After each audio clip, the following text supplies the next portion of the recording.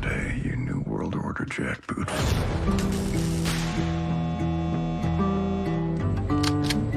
My name's Frank. Here's the thing, Frank. If I feed you, then every bum you talk to about it is gonna show up here looking for a free lunch.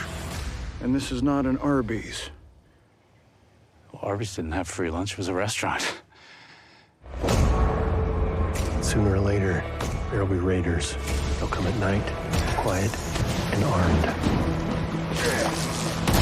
Call Joel.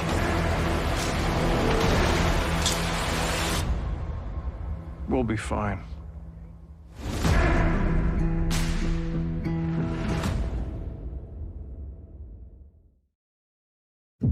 Well before we ever rolled any film, we gathered together a small army of people to work on how to get the clickers right.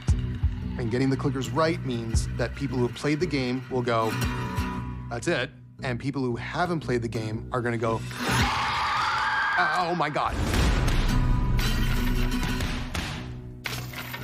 To present the clickers on screen correctly, my feeling was that we had to make 5,000 decisions exactly right.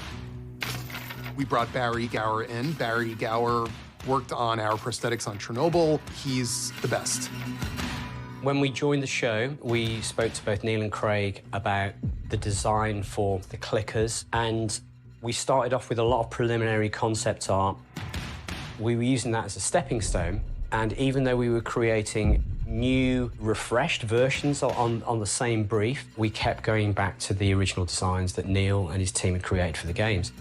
Neil and I were ruthless in our pursuit. The first time I got to see the full prosthetics, I got tears in my eyes. It looked so good, and it was so creepy and beautiful at the same time, and it captured a lot of the things we were trying to do with the game, but it was there in real life. We found some terrific actors who were fans of the game and understood the movement, and we're really happy with how it all turned out.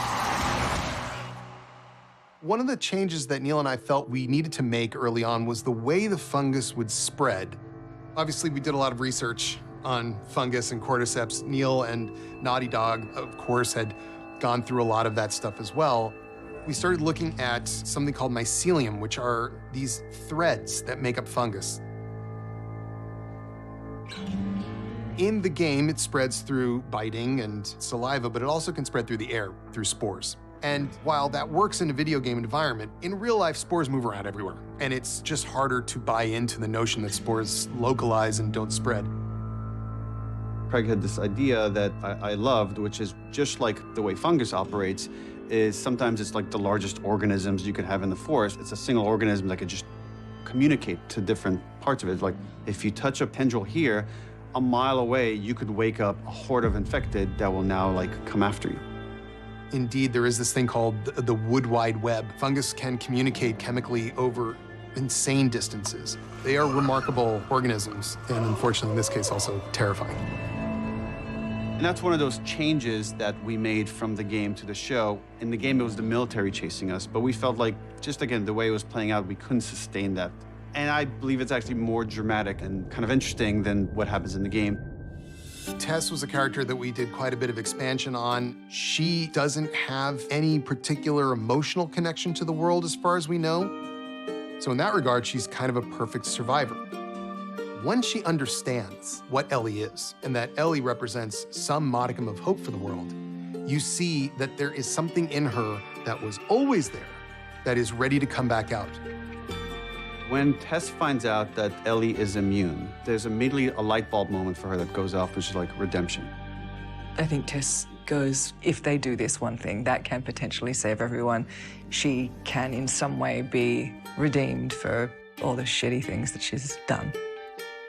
Even in getting bit and understanding that her life is going to end, she is even more committed to hope and inspires Joel to move on with Ellie for just a little bit longer.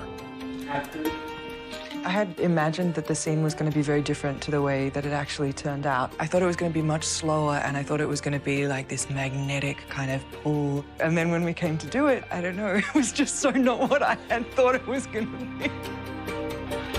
Neil understands how to create fear, and it's gorgeous.